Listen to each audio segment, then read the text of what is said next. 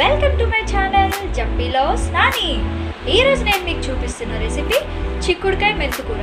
దీనికి కావాల్సిన ఇంగ్రీడియంట్స్ ఏంటో చూసేద్దామా. ఉల్లిపాయ పచ్చిమిరపకాయలు సన్నగా కట్ చేసుకుని పక్కన పెట్టేసుకున్నాను. టమాటాలు, చిక్కుడుకాయ నీట్గా పీల్ అవన్నీ తీసేసుకొని కడిగేసి పక్కన పెట్టేసుకున్నాను.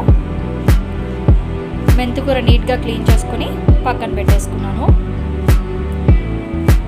కారం, ధనియా పౌడర్, పసుపు, రుచికి సరిపడా సాల్ట్, ఆయిల్ అండ్ పోపు దినుసులు.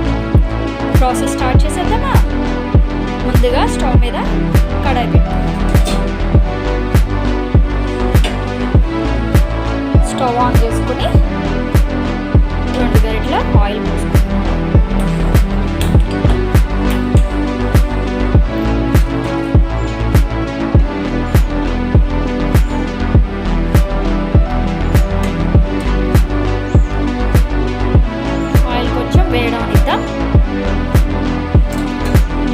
ఆయిల్ వేడైపోయిందండి. కొద్దిగా ఆవాలు, అలాగే కొంచెం మెంతులు. ఇవి కొంచెం ఆవాలు చిటపటమనేదాకా వెయిట్ చేద్దాము.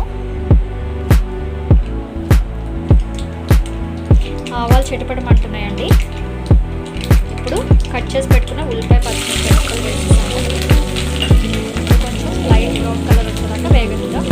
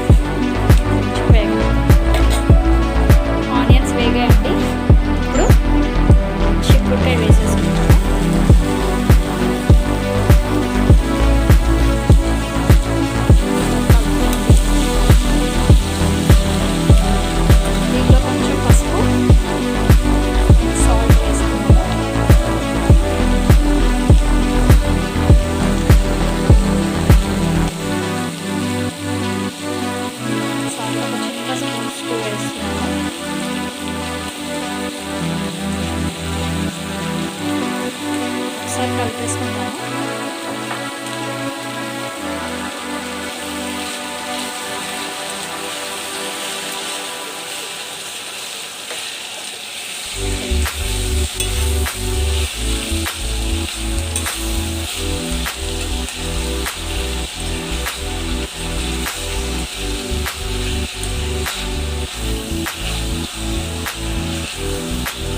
కలిపేసుకొని మూత పెట్టేసుకుని ఫ్లేమ్ కొంచెం తగ్గించుకోండి. మిడ్ ఫ్లేమ్ పెట్టుకుంటున్నాను. పట్టుకుని చిక్కుడుకాయ కొంచెం మగ్గనిద్దాం. ఒకసారి చిక్కుడుకాయ ఎక్కడి వరకు మగ్గిందో చూసుకుందాము. కొంచెం మగ్గిందండి. కొంచెం మగ్గనిద్దాము. నేను దీంట్లో వాటర్ పోయానండి. టమాటాల్లోంచి వచ్చిన వాటర్ ఆయిల్లోనే మగ్గిపోతుంది. కర్రీ అనేది టేస్ట్ బాగుంటుంది. సో అందుకనే మిడ్ ఫ్లేమ్లోనే కొంచెంసేపు మగ్గనిద్దాము.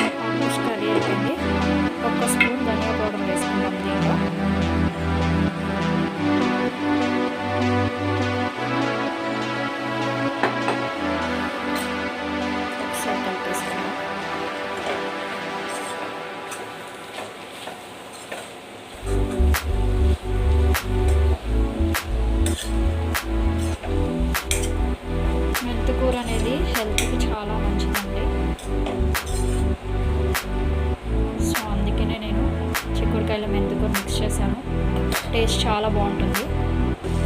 ఒక్కసారి మూత పెట్టేద్దాం, కొంచెం మగ్గనిద్దాం. ఒకసారి చూసుకుందాం కర్రీ. సో కర్రీ ఆల్మోస్ట్ అయిపోయిందండి, లాస్ట్కి వచ్చేసింది. సో దీనిలో ఒక స్పూన్ కారం వేసాను. ఆల్రెడీ పచ్చిమిర్చి ఎక్కువ వేసాను కాబట్టి కారం కొంచెం పడుతుంది. ఒకసారి కలిపేసుకున్నాం.